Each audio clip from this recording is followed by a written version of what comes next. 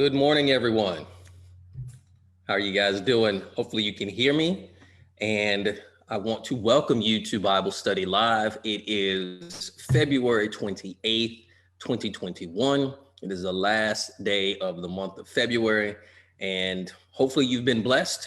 Hopefully you realize that this morning as other people start to join in with us for this session, this episode, this installment of Bible Study Live.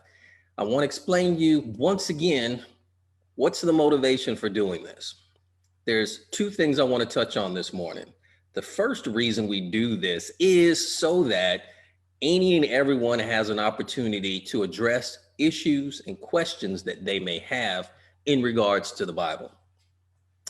We want to open this up for widest dissemination so that everyone has an opportunity to say, hey, I got a question about this, or hey, I got a thing that I want to talk about. That is welcome here. That is what we do. The other thing that I want to talk to you about is the fact that as you watch how this unfolds, Bible Study Live will hopefully teach and encourage you to be able to do the same. There's not some great mystery associated with studying God's word. You simply have a conversation and make sure the Bible is the standard. Make sure the Bible is your point of reference. So hopefully as you're watching this, you should be thinking, man, that's not hard. I can do the same thing. The Bible is a living, breathing document that doesn't change, which is odd. That's an odd way, I think, to describe it, to look at it. But the Bible is relevant, just as relevant today as it was 2,000 years ago. So hopefully you have been in the Word. Hopefully you are learning more about the Bible each and every day. And hopefully Bible Study Live is another tool to help encourage and bless you. So if I recall, last week we talked about outreach. We talked about meeting people where they are.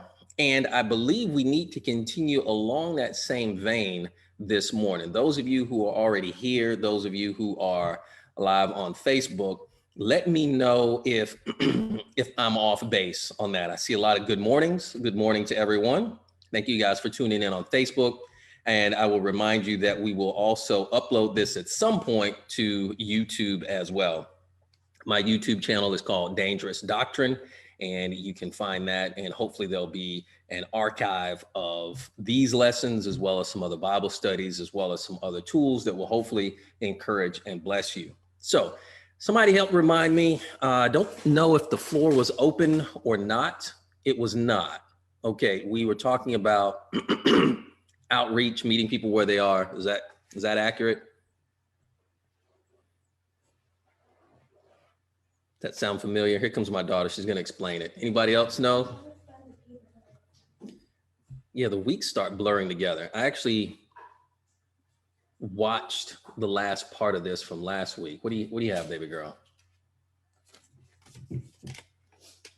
Ooh, here we go. How not to be offended if people don't choose God when they don't know him. All right, that is excellent. So yes, that is Claire's question, a topic that she wanted to discuss. And it is how not to be offended if people don't choose God,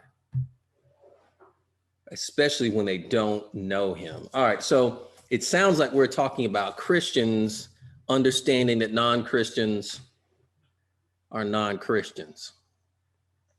It seems like that's the first thing we need to discuss.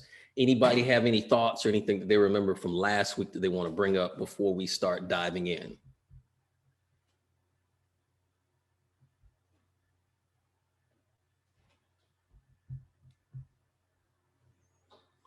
I see several of you on here. Everyone's just kind of like, I guess it's all good. Jason, we good? Yeah. Okay, cool. All right, so who is our example? Christ. Who do we look to? Absolutely. Absolutely. Jesus Christ is our example. And one of gajillion amazing things about Jesus, and when he lived here on this earth is that he met people where they were. He met the sinner where they were. He was not appalled that sinners were sinning. He was not shocked that people who didn't know him were living like they didn't know him. What are some good examples of Jesus interacting with people that others were just shocked? They were aghast at what he did. The woman at the well, she Yep. was a Samaritan, and according to the scriptures, the Jews looked at Samaritans as half-breeds. And so because of that, the Jews looked down on them. And when Jesus went over there and, was talking to her, and she's like, dude, you're a Jew. Why are you talking to me? I'm a Samaritan. And Jesus knew all about her, and, how she's still married, but she's dating a dude, or she's with another guy that's not her husband. And so that's one. I mean, honestly, Jesus went all across the land to people. Yeah, that was kind of his thing. It's like he was seeking and saving the lost or something, like something weird like that. But you're absolutely right. It's almost as if it's his mission or our mission or something. Yeah, and he was on mission. So you're exactly right. This idea that Jesus seemed very purposeful. He seemed very intentional. And I want to draw your attention to John chapter 4. Hang on, baby girl. Come talk to us once we get into John chapter 4 a little bit, okay? And make sure you got your Bible so you're looking and following along as well. So check this out. In John chapter 4, starting in verse 1, it says, the Pharisees heard that Jesus was gaining and baptizing more disciples than John, although in fact it was not Jesus who baptized, but his disciples. When the Lord learned of this, he left Judea and went back once more to Galilee. Now he had to go through Samaria. Just had to. So he came to a town of Samaria called Sychar, and I probably butchered that, near the plot of ground Jacob had given to his son Joseph. Jacob's well was there, and Jesus, tired as he was from the journey, sat down by the well. Think about all the things that are happening. Jesus is going someplace, and he just had to go through Samaria. Now, the stuff that I've researched, the sermons that I've heard talked about how most Jews would have found another way around. They would not go through Samaria because they hated the Samaritans, as Jason had brought up. There was a racial issue going on here. They had what they thought were good reasons, but Jesus didn't subscribe to any of those reasons. So he just had to go through Samaria. And while he's there in verse 7, when a Samaritan woman came to draw water, Jesus said to her, will you give me a drink? And this was completely unheard of. Jesus asked this Samaritan woman, and by the way, he knows this Samaritan woman. I submit to you that she is the reason he went there in the first place, is for this encounter. So we know that as this conversation goes back and forth, Jesus is well aware of the dynamic between them. The fact that most Jewish men wouldn't speak to a woman that he was not related to out in public. The fact that any Jew would speak to any Samaritan was unheard of. And now we have a Jewish man who in many situations considered themselves better, speaking to a Samaritan woman who in many situations they considered them less. So there would have been a dynamic that was awkward, and that's how she responds. The Samaritan woman said to him, you are a Jew and I'm a Samaritan woman. How can you ask me for a drink? And in parentheses, it says, for Jews do not associate with Samaritans. And I want to stop you right there. If you as a Christian have been thinking, saying, and living, we don't associate with those people. Whoever those people are, you fill in the blank. If you say, I as a Christian do not associate with fill in the blank, I challenge you right off the bat to rethink that. I challenge you to do what Jesus does. Jesus knew the cultural norm, excuse me, but he didn't care. It didn't define him. It didn't matter because Jesus is looking at this woman as someone that he wants to spend forever in heaven with. He wants a relationship with this woman and all the other Samaritans. And so he goes there. And he has this encounter. He puts himself in a position to associate with Samaritans. He's posted up by the well. Somebody's gonna come eventually. Now, this is supposedly an odd time to be drawing water. Okay, Jesus knew that. And he starts off with a request. He says, will you give me a drink? And I want you to think about the less desirables. I want you to think about the others, the ones that you don't like, the ones you don't want to associate with. And we'll talk about homeless people. I want you to imagine going someplace where you know homeless people are going to be. And then when a homeless person shows up, you say, hey, can you use your cup? Can you use your water bottle? Can I have a drink from that? Ew. No, I would not do that. That's gross. That's not okay. That's the situation that Jesus is in. The dynamic of I'm supposed to be better than you. You're supposed to be less than me. You are unclean. Jesus says, will you give me a drink? From what? From your container, from your cup, your water vessel. How does that grab you so far before we continue? And then, baby girl, if you want to come up and talk to us. Honestly, it does say in another part of the Bible where, I was hungry, but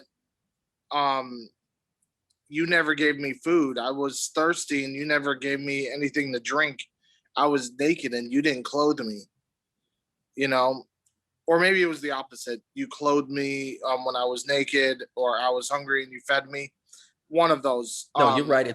It's both of those. Yeah. And so, and then the disciples like, when did we do that? Or somebody, and he's like, if you did it to the least of these, you've done it unto me, And so it's like, yeah, if a feller came up to me and asked me, I'm not gonna lie, I would give him it.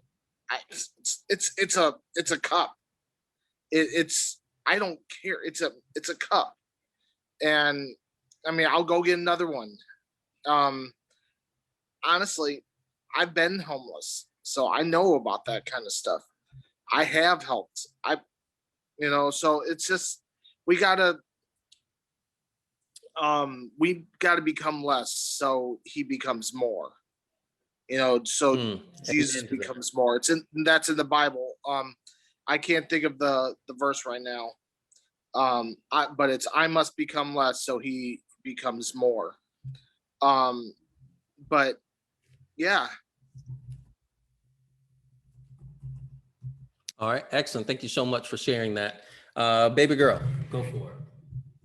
So this is not it was related, but not anymore, because when you said when did Jesus meet them where they are and was not grossed out by them, I was gonna think the lady who washed Jesus' feet. Oh, that's a good example too. Because everyone was just shocked and what, and they're like, what's going on, huh? But Jesus was just completely fine with it, and he blessed her. And so it's not related to it now, but it was before. So that's all I was gonna say. Yeah. All right, that's a good example as well. This idea that Jesus was this radical, just kind of unheard of, making everybody uncomfortable person is a strong indicator that their sensibilities just weren't right. So, and the verse that Jason was referring to is John chapter 3, verse 30, where John the Baptist is talking, and he says of Jesus, he must become greater, I must become less. So that actually happens right before we see that Jesus goes to this village in Samaria. Any other thoughts as we continue? That was the exact verse. Thank you. I just could not remember it. Okay, no problem. Baby girl, what are you telling me from way over there? I said Jesus makes what John Lewis would have called good trouble. All right. Jesus makes what John Lewis would call good trouble. Okay. All right. So this idea that Jesus is not so easily offended is one, or so easily shocked is one that we as Christians need to adopt. We need to adapt. Christians are very shockable people.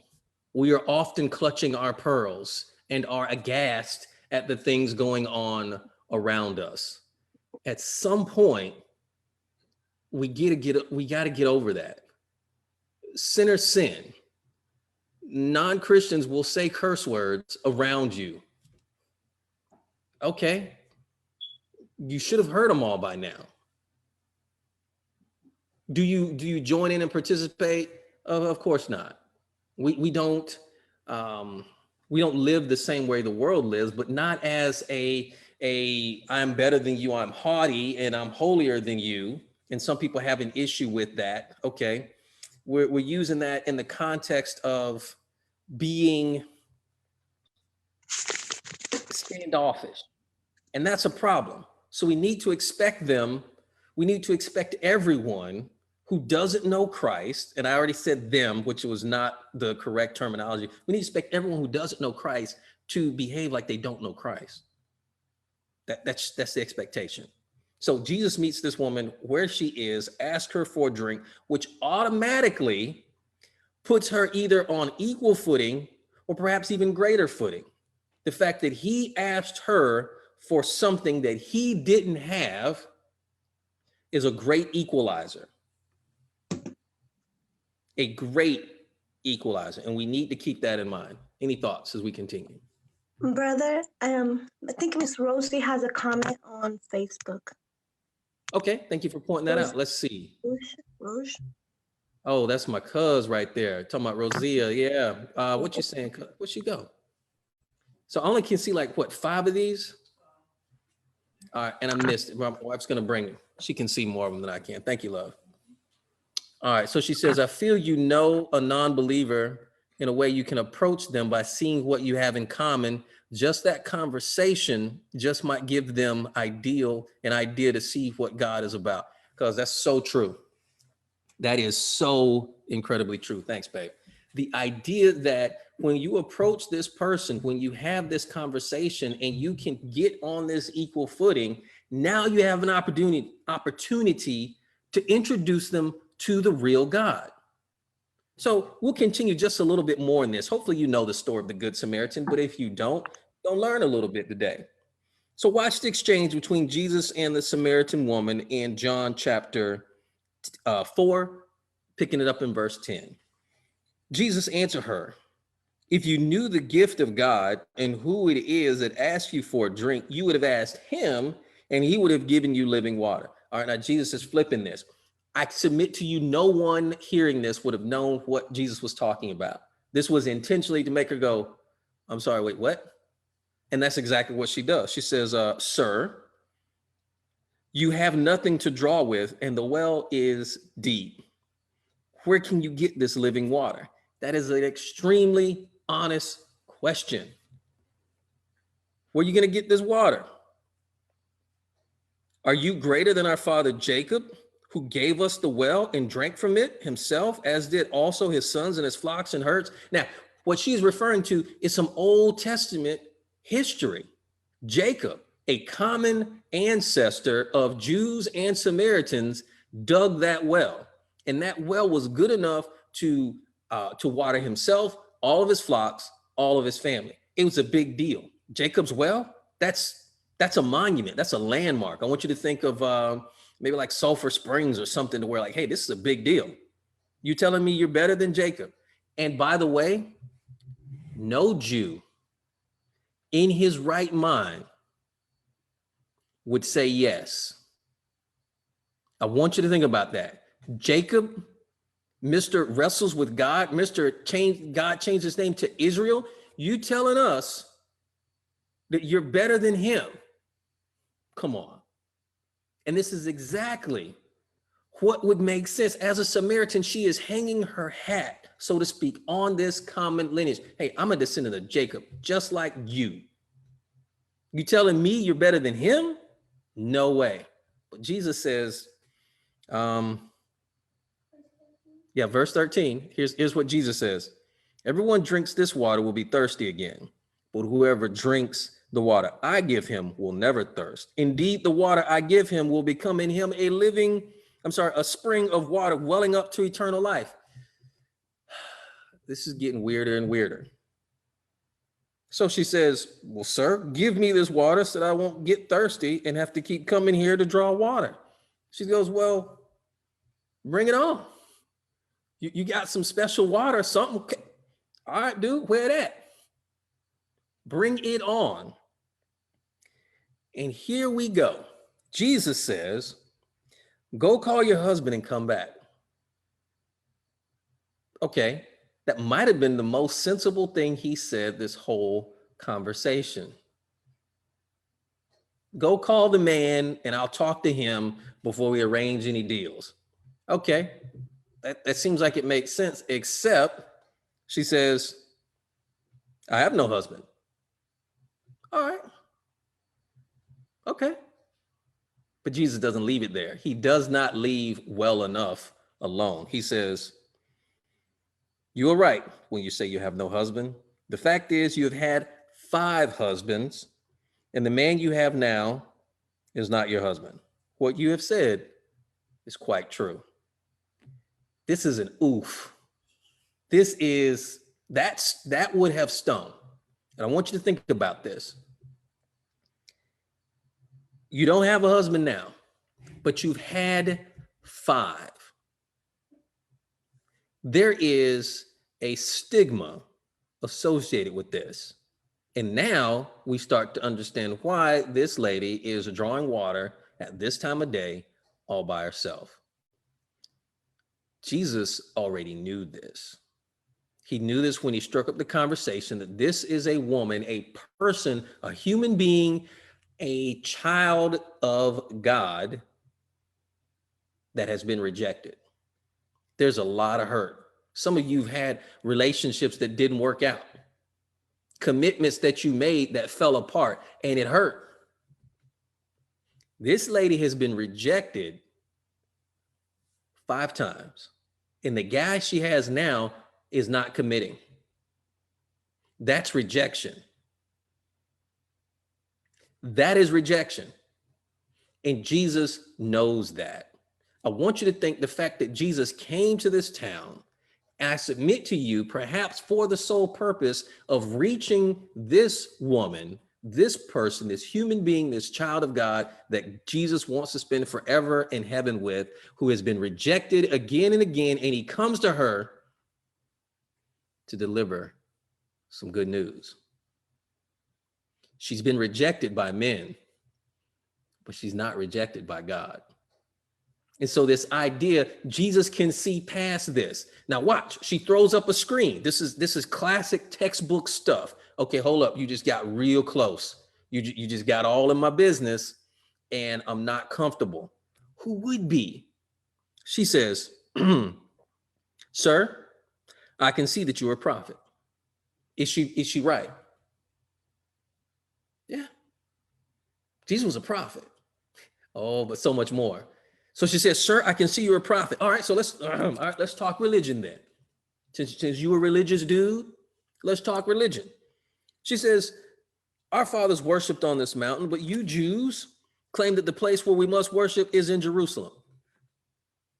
Let's get topical, not personal.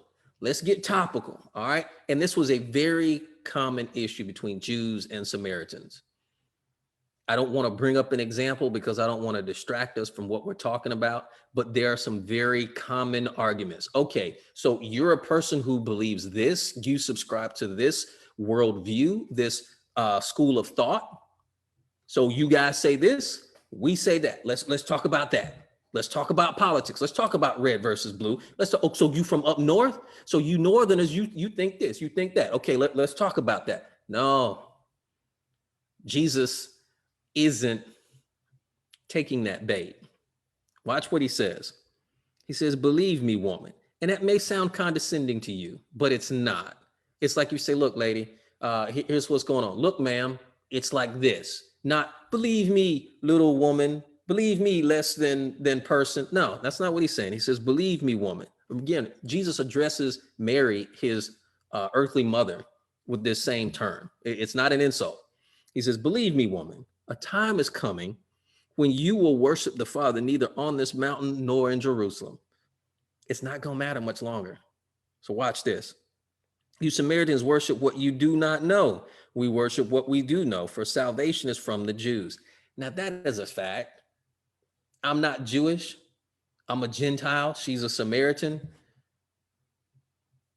God used the Jewish people to bring about his message. Jesus was Jewish to bring about his message. Okay, so the Jews are worshiping what they know because God has revealed it to them. Now, since they're worshiping what they know, that's more of an indictment, by the way, on the Pharisees, the teachers of the law, because they knew better and they still did wrong. We won't get into that. I'm getting deeper into this than perhaps I thought I was, but I think it's very, very relevant. So Jesus says, yet a time is coming and has now come when the true worshipers will worship the Father in spirit and in truth. We need to hold on to that. As true worshipers, we need to be worshiping in spirit and truth, for they're the kind of worshipers the Father seeks. God is spirit, and his worshipers must worship in spirit and in truth. And all of that leads up to this. Watch what happens. She says, I know that Messiah, called Christ. By the way, Messiah, Christ, chosen one, that's all the same term. When we say Jesus Christ, that Christ wasn't his last name.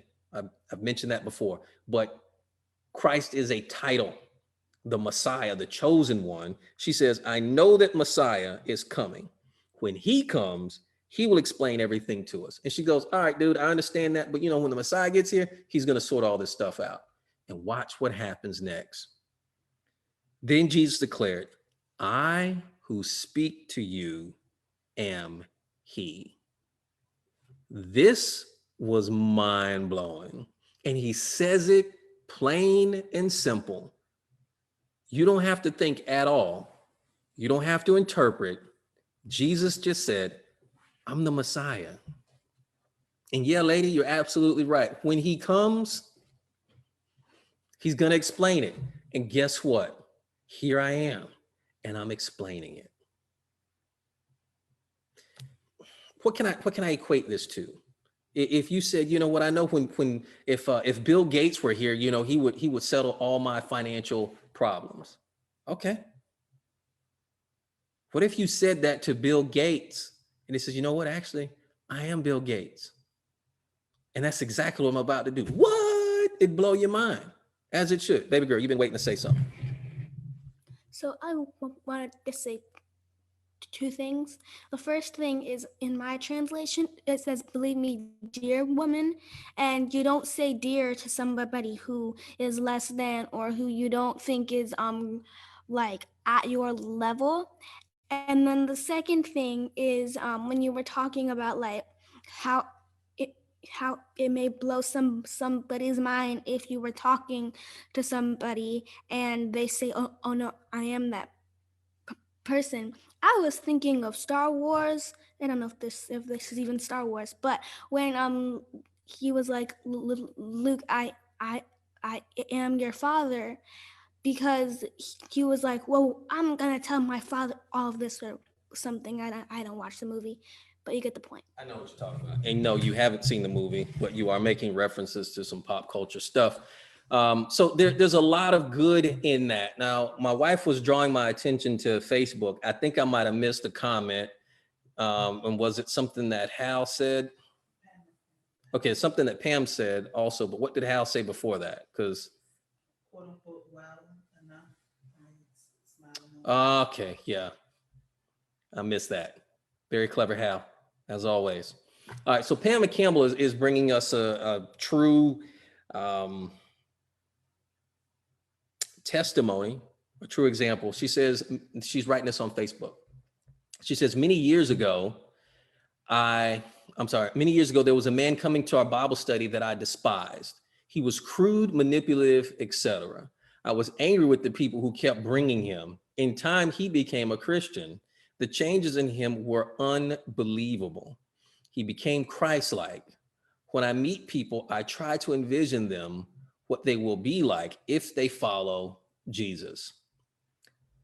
Thank you so much for sharing that. There's so many people who are here that was that person. You were the one who was crude and manipulative, and Christ has changed you. So to see people the way God sees people is what we're commanded to do. We're commanded to bring them this gospel. Now, you and I, you're not the Messiah. So if you're talking to somebody and they say, man, you know what, I got all these Bible questions, you church people, you know, if I was talking to a real Christian, you know, they could explain this. Well, I'm a real Christian. I'm the person here that's wanting to talk to you about this. And sometimes you will have somebody who is willing, sometimes you won't. That happens. But everything this lady did was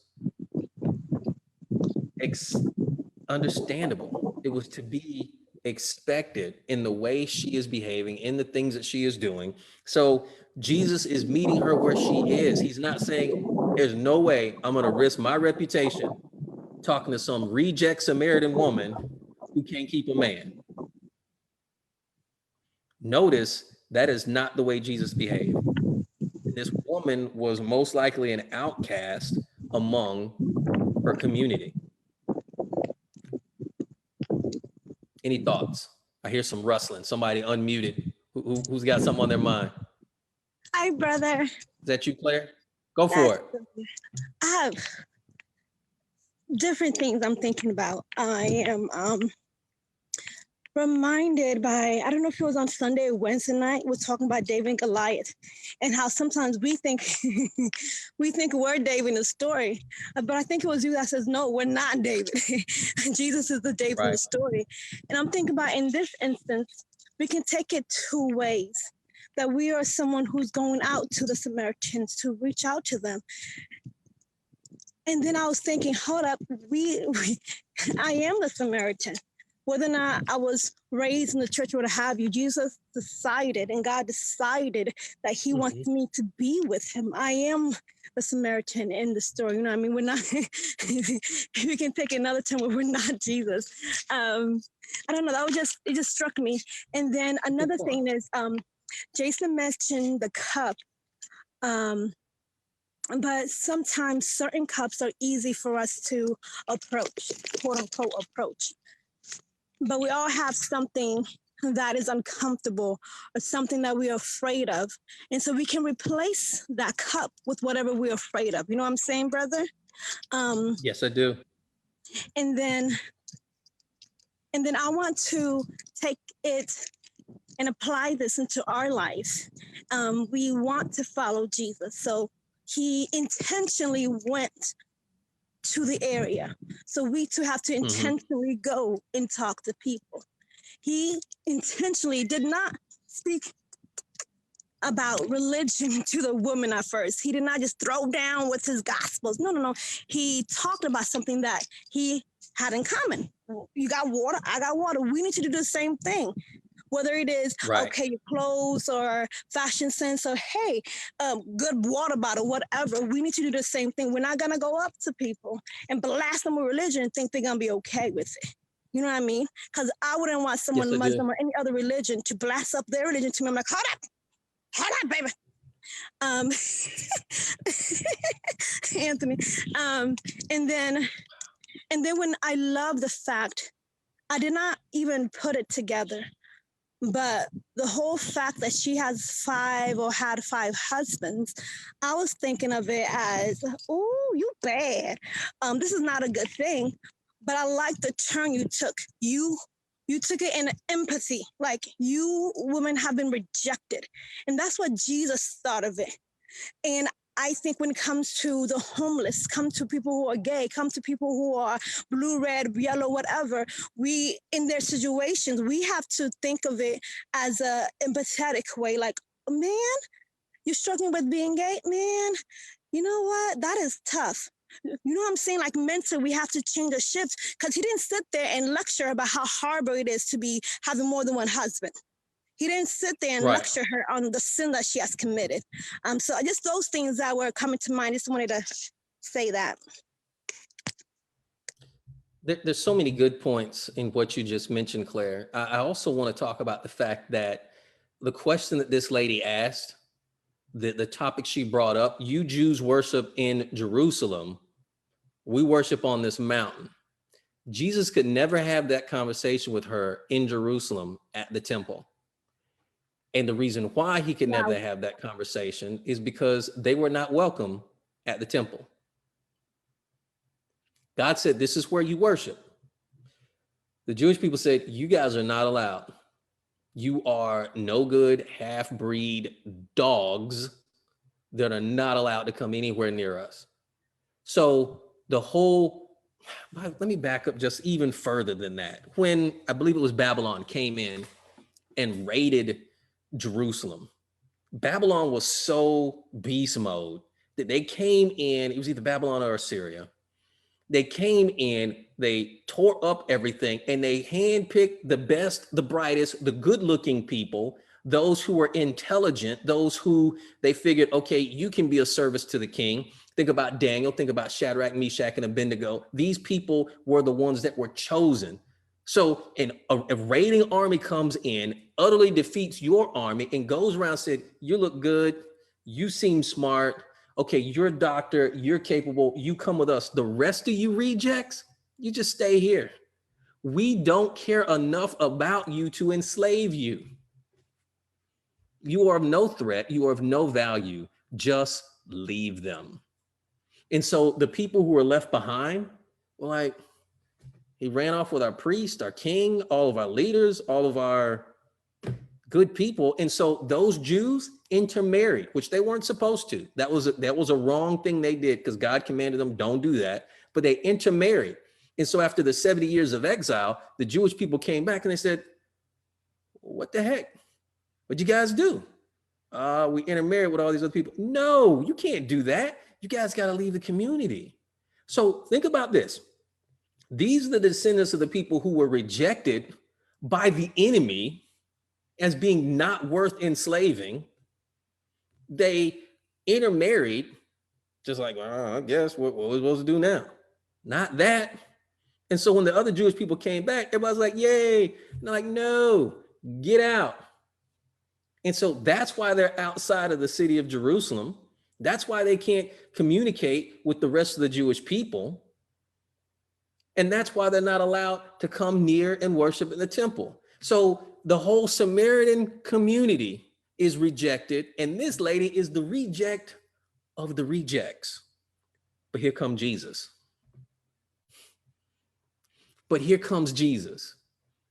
So it was not her fault, the things that were going on. Now, eventually, when someone is victimized enough, they weaponize their circumstances. They take the thing that they know is going to be the offensive part. They take the thing that they know is going to be the shocking part, and they use it as a shield and as a weapon to keep me from hurting them further. And I want you to think about that. There are people that you know who are so incredibly crude, so incredibly offensive. They shock you on a regular basis, almost any chance they get. that is a defense mechanism. That is a wall that has been put up that says, you know what, you're not going to hurt me anymore. You can call me this word. You can call me that word. Yeah, I'm that. I'll wear it on my shirt. You can't keep using that against me. And when you see people refer to themselves in derogatory terms, that's often what's going on. When you see people who have a stereotype, a stigma, and they are full-fledged embracing it and wiping it in your face, that's often a defense mechanism. It happens to minorities, it happens to the downtrodden all the time. And so people start to celebrate that thing that has been used to demean them in a way to try and take some sort of power, some sort of control back. You need to be on the lookout for that. And instead of being the one who runs and hides when someone does that, say, you know what? I see this. And I know that there has been some hurt. Now, I ain't no psychoanalyst, psychotherapist. I'm a Christian. And I know that God has created all of us in his image. And when we are rejected by others, we think we've been rejected by God. Think about this. God's people, the Jews, have rejected these people, which would say by extension, God has rejected us.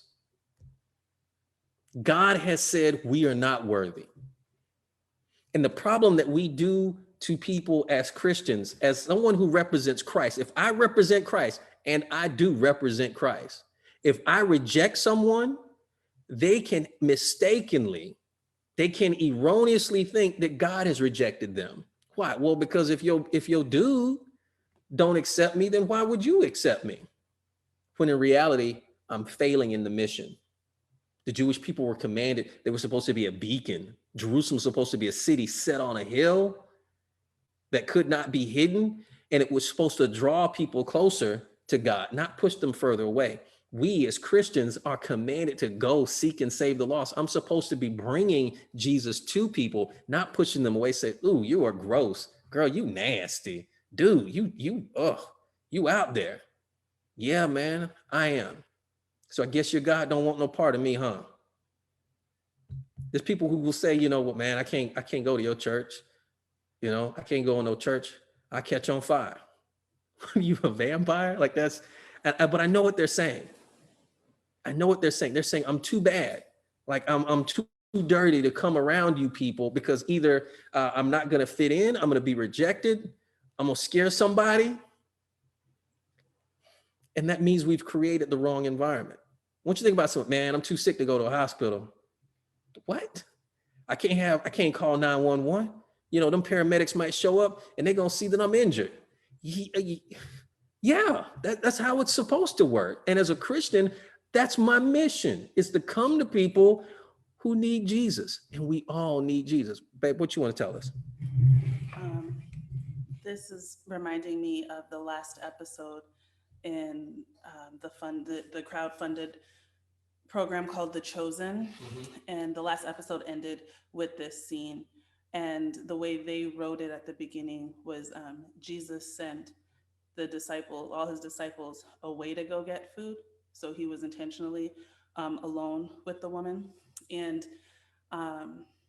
the scripture doesn't, at least my version doesn't explicitly say that.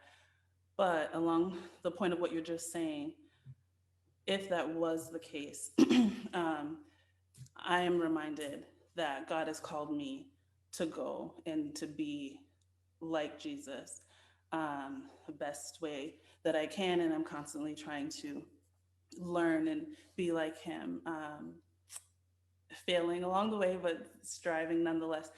And sometimes just because other people are Christians doesn't mean that they're called to the same person.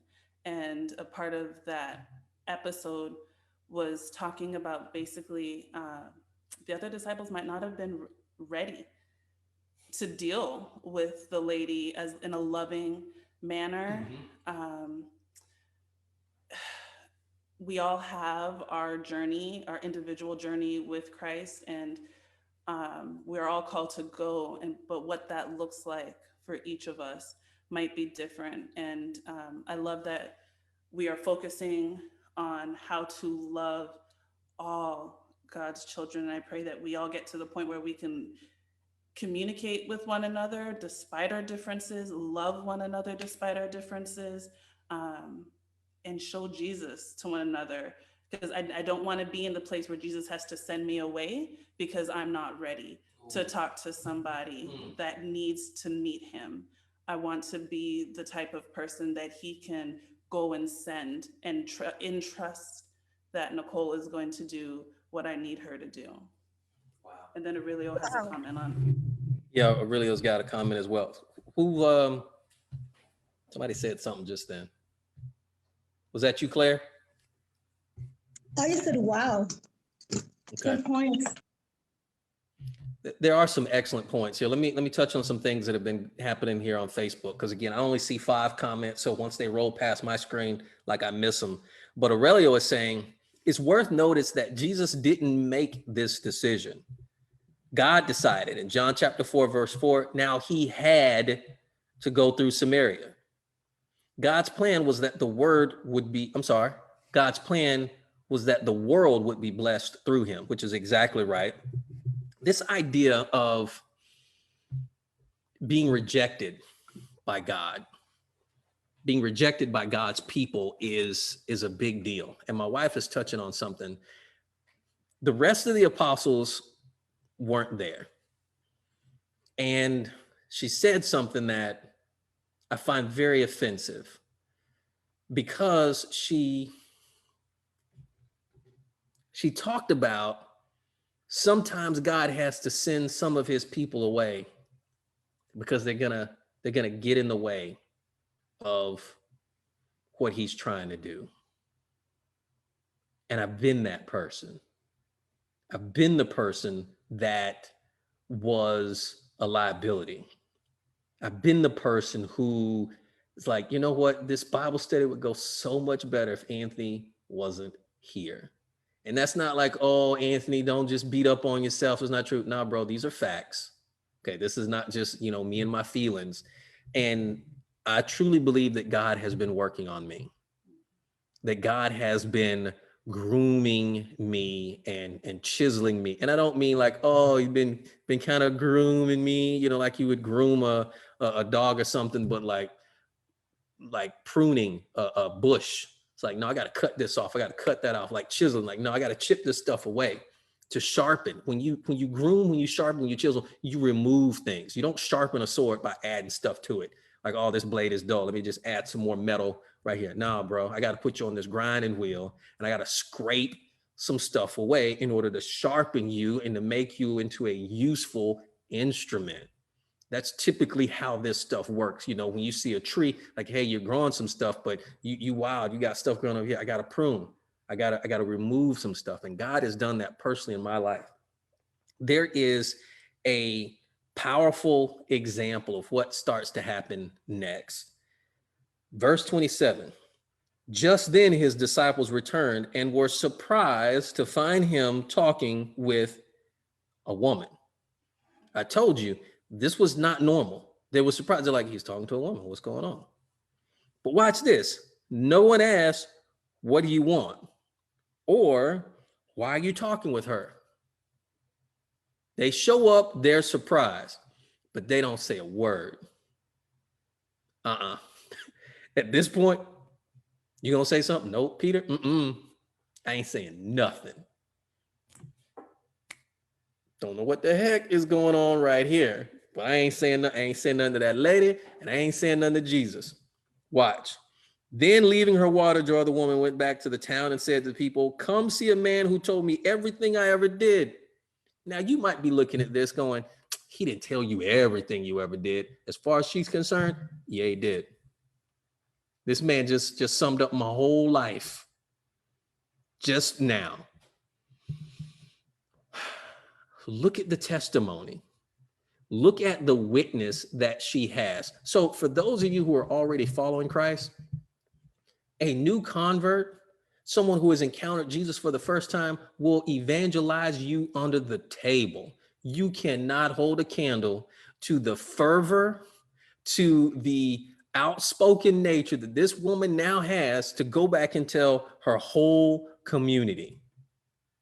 There is no way those apostles could match that level of effectiveness. If Jesus said, go into that Samaritan town, preach to everybody, wouldn't have an impact like she's about to have.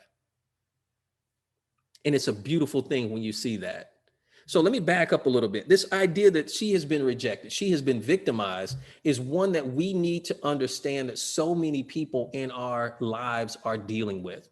If you got a coworker that's always out there talking about some crazy stuff, and I have some coworkers that come around and I put my headphones on. I'm like, you know what? I don't need to hear this crazy conversation, because y'all do crazy stuff, and then you like to talk about the crazy stuff that you do. And you would have the same conversation if I wasn't around. I firmly believe. So it's not about me, but I know for a fact it's also fun for them to say stuff around me, because I'm gonna be like, dang, what the heck? Like that's some weird stuff. Like, I don't need to know how you're living like that. And honestly, in many ways, I don't, but I need to handle it the way Jesus would handle it. So when you encounter people who often will shock and offend you, sometimes that's on purpose, but you need to recognize when people have been victimized. My wife and I have received some training recently about human trafficking. And there was a statement that was made that stood out to me, that when you see behavior that is inappropriate in a young person, that's a sign of victimization. When you see someone who is like a young person that's sexually provocative, that's often a sign of victimization. And the woman said, she's like, there's no such thing as a 12-year-old slut. Something has happened. This person has been victimized. And so you think, oh, what kind of gross little kid? That's a victim, bro. You need to understand that. And oftentimes the people that we encounter have been victimized, and they have been rejected by God's people, by the people who are supposed to help them, oftentimes a parent or a caregiver. The person that was supposed to provide safety and shelter was the one who victimized them. Even worse still, if it happened in the name of God by a person at the church building, a person, who had a position of authority. My wife told me an example of a lady. She's a grown woman. Was she 50, 60? What was that lady who basically said, when she had an opportunity to go to, was it a choir thing or something, and she rode with the preacher, and the preacher touched her inappropriately. She said she lost her God and she lost her mom on that day because her mom wouldn't believe her. That's a deep wound. That man represented God. And because he did that, wearing the name of Jesus, she was rejected. She felt as though God had rejected, God had let her down, God had disappointed her, had failed her. And so these are people that you are going to encounter every day, but they don't wear it often on their sleeve. They seem fine. They seem highly functional, and they might be, but you and I need to spot people who are victims. And so now when we see behavior, you say, wait a second, I don't think that's a willing relationship. I've had some training. It's like, okay, you need to recognize that some of these people are being trafficked. Some of these places where, massage parlors, I'm getting off topic a little bit, but I think it's relevant, massage parlors and other places where you're like, man, I think there's some prostitution stuff going on in here. These people are being victimized. They're being trafficked.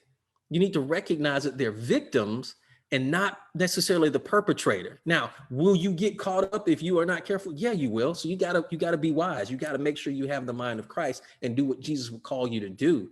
But recognize when people are hurting, and instead of being so shocked and offended, like, I can't believe somebody would say something like that. What are all these tattoos you've done? Why are you dressed like this? Why are you listening to that kind of music? Why are you over here doing this thing? Why are you smoking that? Why are you doing whatever?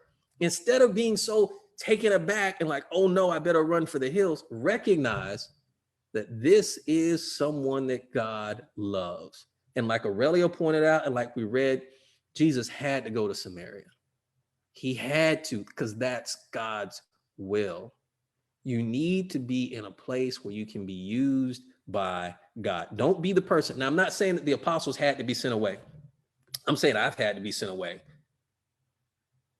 Be a person who can be a resource, not okay, I need you to go over here. Why, God? Why you got me over here? It looks like there's a Bible study. Like somebody over here is getting a Bible study going on. Should I be able to? No, not you. Not yet. Not right now. Try to be the person who God can use. So don't be so easily offended.